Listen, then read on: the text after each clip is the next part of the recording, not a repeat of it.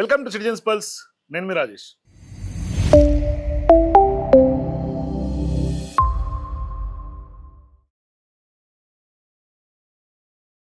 CM Revanth Reddy Kerala ఎన్నికల ప్రచారంలో పాల్గొనడం, అక్కడ చేసినటువంటి వ్యాఖ్యలు తీవ్ర స్థాయిలో ఇవాళ జాతీయ స్థాయిలో చర్చ జరుగుతోంది. పెద్ద ఎత్తున దుమారాన్ని కూడా రేపుతోంది.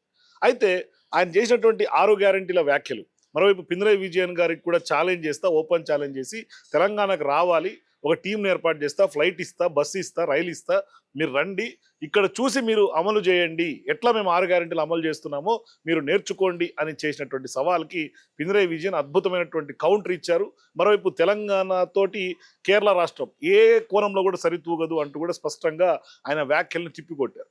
మరోవైపు ఇవాళ కేరళ ఎన్నికల విషయం తీసుకుంటే ఎల్డిఎఫ్ వర్సెస్ యూడిఎఫ్గా టైట్ ఫైట్, నారో ఎడ్జ్ కొనసాగుతుంది. సో అసలు అక్కడ ఎన్నికల్లో అసలు తెలంగాణ యొక్క అంశాలను అక్కడ ప్రస్తావించాల్సినటువంటి అవసరం ఏంటి? ఎందుకంటే గతంలో కర్ణాటకని తెలంగాణలో చూపించింది కాంగ్రెస్ పార్టీ, ఇవాళ తెలంగాణలో అంశాలను కేరళలో ఎత్తి చూపుతోంది. అయితే పింగళి విజయన్ మాత్రం పేదల ఇల్లు కూల్చే ప్రభుత్వం మీది, మీరు కేరళను చూసి నేర్చుకోవాల్సిందే తప్ప మేము మీ తెలంగాణను చూసి నేర్చుకోవాల్సినటువంటి అవసరం లేదు, మీ తెలంగాణలో మీరు చూసుకోండి అని ఆయన కౌంటర్ ఇచ్చారు.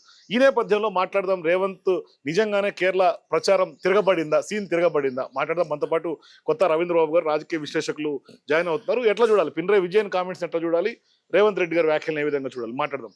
సార్ నమస్తే. నమస్తే. ఏంటి సార్ కేరళలో సీన్ రివర్స్ అయింది అనుకోవాలా రేవంత్ రెడ్డి గారిది, లేదంటే పింగళి విజయన్ యొక్క కౌంటర్ని ఎట్లా చూడాలి? దోల తీరిందనాల. ఇప్పుడు రేవంత్ రెడ్డి గారు తెలంగాణలో అధికారంలోకి వచ్చిన తర్వాత చాలా ఇప్పటి వరకు భారీగా ఆరోపణలు ఎదుర్కొంటున్నారు. అందులో ఒకటి ప్రజా వ్యతిరేకత పెరుగుతా ఉంది. దానికి ప్రధానమైన కారణం హైడ్రా ఇళ్ళు కోల్చడం, అది కూడా పేదల ఇళ్ళు కోల్చడం, పెద్దల ఇళ్ళు జోలికి వెళ్ళకపోవటం, ఫామ్ హౌస్ని అట్లానే వదిలేయటం, మంత్రుల ఇళ్లను వదిలేయటం, పేదల ఇళ్ల మీద పడటం, అది కూడా without prior intimation and prior notice. ఇవాళ వీధి వెండర్స్ కూడా కూల్చేస్తున్నటువంటి పరిస్థితి. ఇవాళ ఎంఐఎం నాయకులు తిరగబడ్డారు. అంటే నేనేమంటానంటే కోర్టులు కూడా ఏం చెప్పినాయి అంటే ఫాలో ద డ్యూ ప్రొసీజర్ అని చెప్తున్నారు. ఆ ప్రొసీజర్ వైలేట్ చేసి చేయటం తప్పంటాను నేను. నువ్వు డెవలప్ చెయ్యి, సుందరీకరణ చెయ్యి, బ్యూటిఫికేషన్ చెయ్యి, but follow the due procedure. పేదలకు అన్యాయం జరగకుండా ఉన్నంత కాలం ఎవ్వరు అభ్యంతరం చెప్పరు. We will appreciate it. కానీ ఇక్కడ ఇదొక పార్టు. రెండో పార్టు, కాంగ్రెస్ అధికారంలోకి రావటానికి ప్రధానమైన కారణం ఏంటంటే గ్యారంటీస్. మీకు గుర్తుందో లేదో 2023 సెప్టెంబర్ 17న హైదరాబాద్లో తుక్కగూడలో సోనియా గాంధీ ఆధ్వర్యంలో ఒక గ్యారంటీస్ అనౌన్స్ చేశారు భారీగా. సరే, ఇప్పుడు ప్రధానమైన ఆరోపణ తెలంగాణలో రేవంత్ రెడ్డి సర్కార్ మీద ఏంటంటే ఈ గ్యారంటీస్ అమలు చేయలేదు బాబు అని రోజు ప్రతిపక్షాల వాళ్ళు మొరపెట్టుకుంటున్నారు, ప్రజలు కూడా. అయితే అందులో వాస్తవం ఉందా లేదా మనకు కూడా అర్థమవుతుంది. ఫర్ ఎగ్జాంపుల్, ఉద్యమకారులకు 250 గజాల ఇళ్ల స్థలం మీకు తెలిసిన ఉద్యమకారుడి కన్నా ఇచ్చారా? విజయశాంతి సొంత పార్టీ ఎమ్మెల్సీనే ఇవాళ మండలంలో విజయశాంతి, జీవన్ రెడ్డి, ఇక చాలా మంది ఉన్నారు, కోమటిరెడ్డి, రాజగోపాల్ రెడ్డి, ఇక ఆ బ్యాచ్ జోలు వెళ్ళట్లా. నేను రియలిస్టిక్ ఏం జరిగింది అనేది మాట్లాడతా, అది రాజకీయం జోలు వెళ్లకుండా. ఇప్పుడు ఇంకొక విషయం మనం చూద్దాం. 2500 రూపాయలు మహిళలకి పర్ మంత్ మరి ఇవ్వాల. ఇళ్ళు లేని పేదలందరికి ఇందిరం ఇళ్ళు కట్టిస్తా లేదా 5 లక్షలు ఇస్తా అన్నారు. మరి ఎవరికి కట్టించారు, ఎవరికి ఇచ్చారు? ఇవ్వలేదు కదా. మరి రైతు భరోసా పూర్తి స్థాయిలో ఇంప్లిమెంట్ కాలేదనేది ప్రజల్లో ఉన్నటువంటి నిజమైన అభిప్రాయం. ఇవన్నీ వాస్తవమే కదా. రైతు కూలీలకి సంవత్సరానికి 12,000 ఇస్తా అన్నారు, ఇచ్చారా? కానీ రైతు కూలీలు ఎట్లా మీరు బైఫర్కేట్ చేస్తారంటే మా దగ్గర ప్లాన్ ఆఫ్ యాక్షన్ ఉంది అని చెప్పాడు రేవంత్ రెడ్డి గారు. ఇంకొక విషయం చెప్తా నేను, ఈ స్కీమ్స్ తో పాటుగా క్యాలెండర్ రిలీజ్ చేశారు విత్ డేట్స్. యూత్ కి, అన్ఎంప్లాయ్ కి పేమెంట్ ఇస్తా అన్నారు, ఇచ్చారా? తర్వాత విద్యా భరోసా కింద 5 లక్షలు ఇస్తా ఉన్నారు, ఇచ్చారా? 2 లక్షల ఉద్యోగాలు, 2 లక్షల ఉద్యోగాలు ఇచ్చారా? తర్వాత ఇప్పుడు ప్రత్యేకంగా 4,000 రూపాయలు పెన్షన్ అన్నారు, ఎక్కడ 4,000 పెన్షన్ ఎవరికి ఇచ్చారు? సో ఇవన్నీ పెండింగ్ ఉన్నాయి. నాకు తెలిసి ఫ్రీ బస్ ఒక్కటే నడుస్తుంది అనుకుంటా. ఇప్పుడు చేసిన ఇంప్లిమెంట్ చేసినవి తక్కువ, పెండింగ్ ఉన్నాయి ఎక్కువ. గడిచిన కాలం ఎంత అయింది? 2 years, 2.5 years, అంటే హాఫ్ పీరియడ్ అయిపోయింది. సో ఇక్కడ ఈ ఆరోపణలు ఎదుర్కొంటున్న నేపథ్యంలో ఈయన వేరే రాష్ట్రానికి ప్రచారానికి వెళ్ళాడు, స్టార్ క్యాంపైనర్.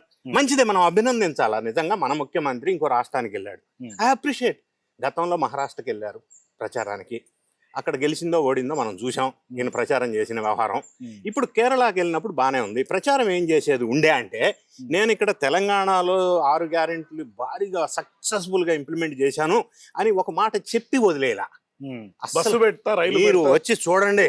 ఉమ్, అక్కడ కొద్దిగా తేడా కొట్టేసింది వ్యవహారం. ఉమ్, ఆ మాట అనేసరికి ప్రజల్లో కూడా ఇప్పుడు కేరళ అనేసరికి ఏంటి, లిటరసీ రేట్ ఎక్కువ అవును. ఒకటి. రెండోది ఎంత అవునన్నా కాదన్నా మన రాష్ట్రంతో పోల్చుకుంటే డెవలప్మెంట్ ఎక్కువ ఉంది, Hmm. అది ఫ్యాక్ట్. అంటే ఇండస్ట్రియల్ పరంగా అన్ని పరంగా అన్ని పెరిగింది. విధాల ఉమ్, ఉమ్, అది ఫ్యాక్ట్. సో ఇప్పుడు ఇన్ని స్కీములు, ఇన్ని ప్రామిసెస్ పెండింగ్ ఉన్న నేపథ్యంలో ఈయన వచ్చి చూడండి అని అన్నప్పుడు ఉమ్, అక్కడ పినరయి విజయన్ ఒక మాట తీసుకుందాం, ఆయన ఆరోపణలు లేనటువంటి వ్యక్తే, yes. ప్రధానమైన ఏ ఆరోపణలు లేదు.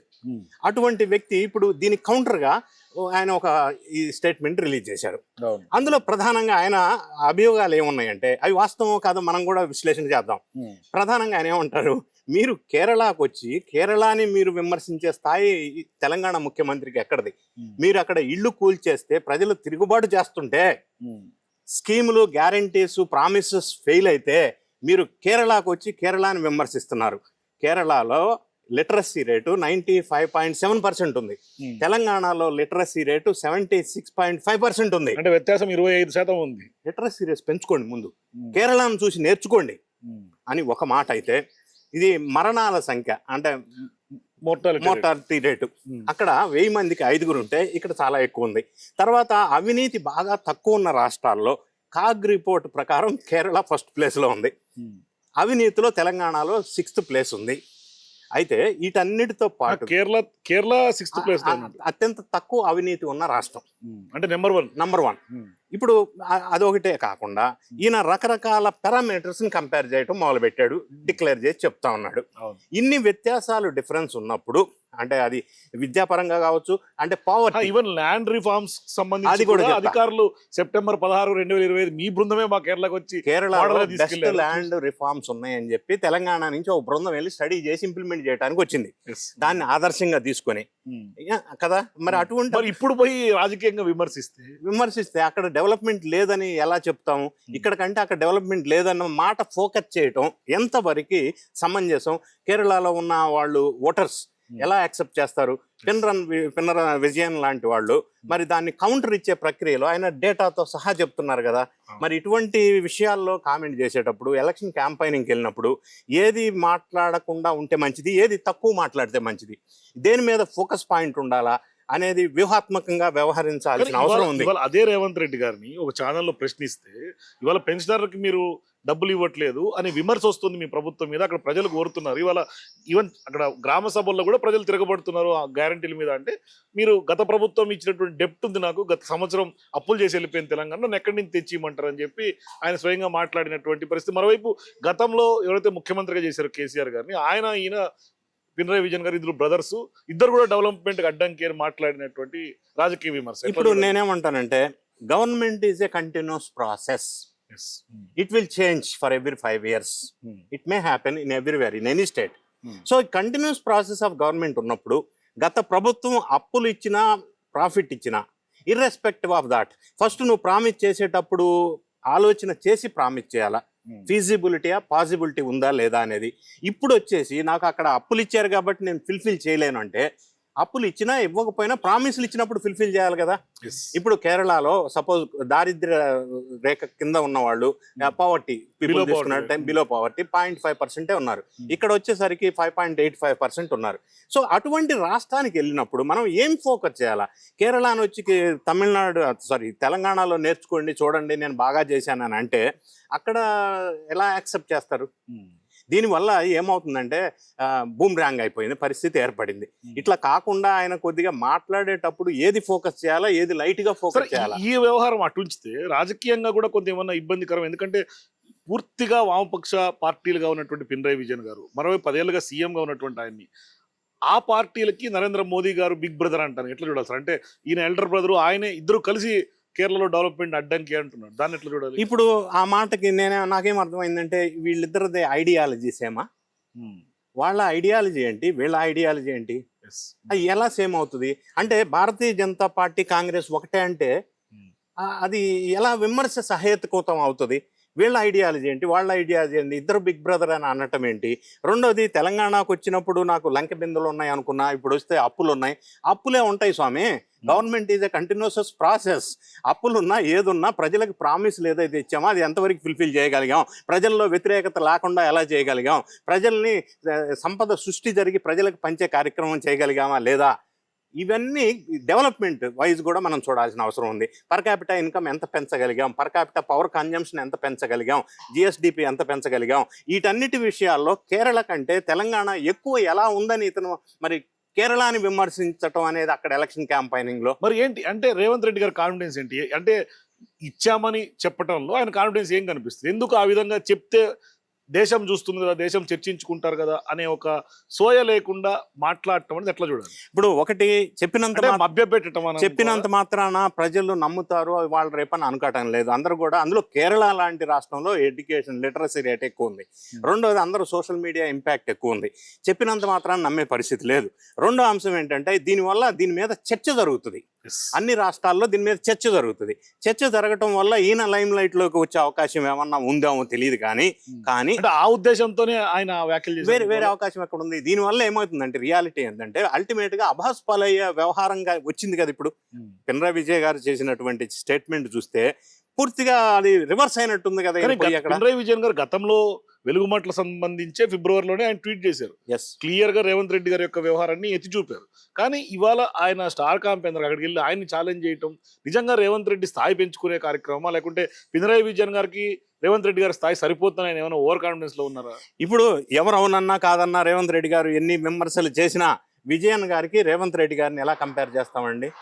అలా కంపేర్ చేయడానికి లేదు. ఆయన సీనియర్ రాజకీయ నాయకుడు, ఆరోపణలు లేనటువంటి వ్యక్తి. నంబర్ 1, కేరళ అనేది డెవలప్మెంట్తో పోల్చినప్పుడు మంచి డెవలప్మెంట్లో ఉన్నటువంటి స్టేటు.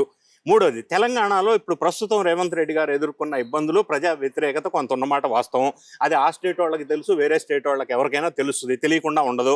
సో అక్కడికి వెళ్ళి ఇటువంటి కామెంట్స్ చేయడం వల్ల ఫాయిదా కంటే లాస్ ఎక్కువ జరుగుతుంది కదా. ఆ విషయాన్ని గ్రహించకుండా చేశాడు అంటే కాంగ్రెస్ పార్టీ స్ట్రాటజిస్ట్ లో లేదంటే స్క్రిప్ట్లు రాసిటం ఏమన్నా ఏమన్నా ఇంకా బెటర్ గా చేయాల్సినటువంటి అవసరం ఉందా రేవంత్ రెడ్డి? అంటే రేవంత్ రెడ్డి కాంగ్రెస్ స్ట్రాటజీ మీద, స్క్రిప్ట్ మీద డిపెండ్ అయ్యాడు అని నేను అనను.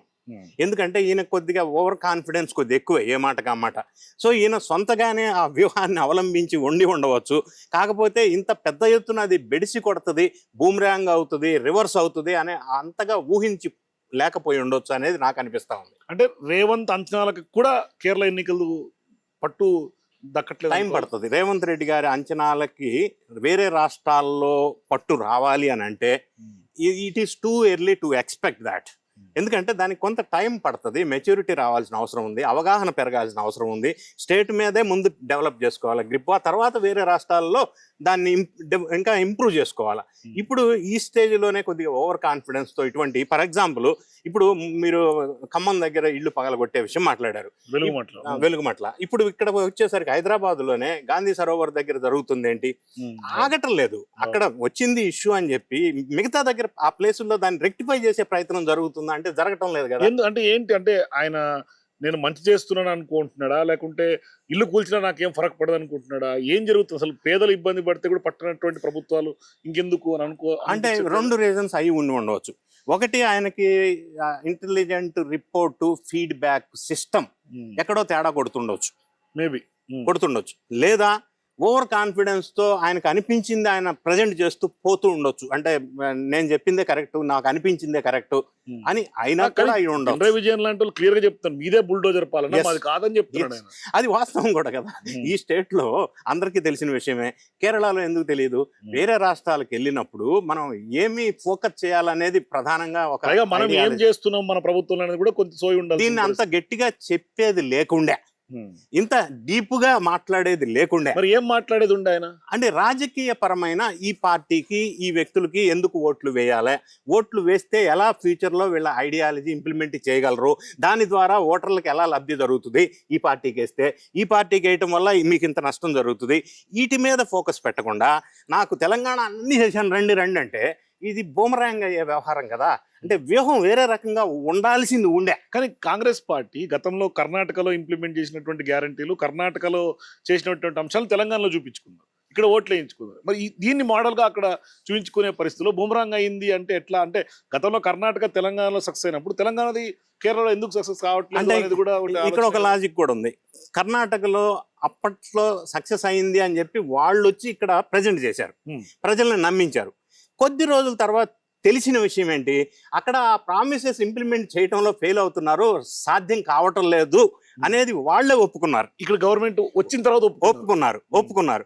సో అది సక్సెస్ అయిందని ఇక్కడ చెప్పారు, కానీ కాలేదని తర్వాత రియలైజేషన్ వచ్చింది. ఇప్పుడు తెలంగాణ ఫార్ములా సక్సెస్ అని ఈయన చెప్తే కేరళ వాళ్ళకి తెలియదని ఎలా అనుకుంటాం?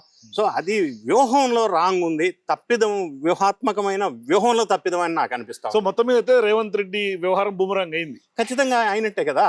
ఇప్పుడు ఆయన లెక్కలతో సహా కేరళ కంపేర్ చేసి తెలంగాణతో చెప్తా ఉంటే ఇందులో ఏది ఆయన అక్కడ విజయం తప్పు చెప్పాడని మనం అనగలం? మరి Revanth Reddy garu with data. Yes, Revanth Reddy garu అలా చెప్పకుండా ఉండే అని నాకు అనిపిస్తాం. సార్ ఇప్పుడు ఫైనల్ గా సార్ మీకేమనిపిస్తుంది, కేరళలో రేవంత్ ప్రచారం తర్వాత ఎల్డిఎఫ్ కా యూడిఎఫ్ కా అక్కడ ఎన్నికలు ఎట్లా, ఎవరికి మొగ్గు అంటే మీ అంచనా ప్రకారం ఏమనిపిస్తుంది? ఇప్పుడు వస్తున్న గ్రౌండ్ రిపోర్ట్, సర్వే రిపోర్ట్స్ చూసిన తర్వాత ఈయన అంటే ఏదైతే ఫోకస్ చేయాలని ప్రజల్లో విజయం మీద వ్యతిరేకత తీసుకురావాలని ప్రయత్నం చేశాడో అది పాజిటివ్ అయింది అక్కడ ఆయనకని నాకు అనిపిస్తా ఉంది. పినరయ్ విజయన్ కే పాజిటివ్ అని అనిపిస్తా ఉంది నాకు. Thank you, దానికే నేను వ్యూహాత్మకమైన తప్పిదం, వ్యూహంలో తప్పిదం అంటున్నా. సో రేవంత్ వల్ల కాంగ్రెస్ మునిగిపోయే ప్రమాదం ఉంది. అలానే జరిగిందని నాకు అనిపిస్తా ఉంది. మరి అక్కడ ప్రజలు ఎట్లా చూస్తారో చూడాలి. Thank you sir. సో మొత్తం మీద కేరళకు రేవంత్ రెడ్డి వెళ్ళిన తర్వాత కొంత పినరయ్ విజయన్ కి కొంత పాజిటివ్ అయ్యే ఛాన్స్ ఎక్కువ శాతం ఉంది. అక్కడ ప్రజలు చాలా విఘ్నులు కాబట్టి మరి అక్కడ ప్రజలందరూ కూడా ఎల్డీఎఫ్ నే మళ్ళీ కట్టబెట్టే అవకాశం ఉంటుంది, కాంగ్రెస్ నమ్మకం కోల్పోయే అవకాశం ఉంటుంది అనేది కొంత తెలుస్తా ఉంది. మరి రవీంద్రబాబు గారి అభిప్రాయం అది. సో చూద్దాం అక్కడ ప్రజలు ఏం చేస్తారు. మీరు కూడా కేరళలో విజయం ఎవరిది, నిజంగా రేవంత్ రెడ్డి కేరళ ప్రచారం వెళ్ళిన తర్వాత అక్కడ సీన్ రివర్స్ అయిందా, బూమరాంగ్ అయిందా, ఏం జరిగింది? మీ అభిప్రాయాల కింద కామెంట్స్ చెప్పండి. For more videos please watch citizens pulse.